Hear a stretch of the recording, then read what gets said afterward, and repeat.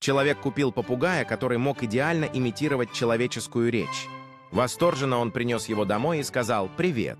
Попугай ответил «Привет, дай мне орех». Человек засмеялся и сказал «Нет ореха пока». Попугай усмехнулся и произнес «Тогда нет и разговора». Раздосадованный человек дал ему орех. На следующий день он попытался научить его чему-то новому. Он спросил «Как тебя зовут?». Попугай ответил «Орех или нет разговора?». Человек вздохнул, понимая, что его перехитрил птица.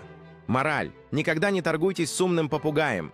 Каждый раз, когда он пытался поспорить с попугаем, тот всегда находил способ его перехитрить. В конце концов, он решил просто наслаждаться компанией своего разговорчивого друга.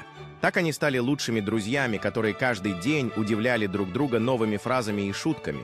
Человек понял, что иногда стоит просто отпустить ситуацию и позволить радости быть в центре внимания. И с тех пор они вместе смеялись, создавая незабываемые воспоминания. Каждый день с попугаем становился новым приключением, полным веселья и неожиданностей. Попугай стал не только лучшим другом, но и настоящим членом семьи.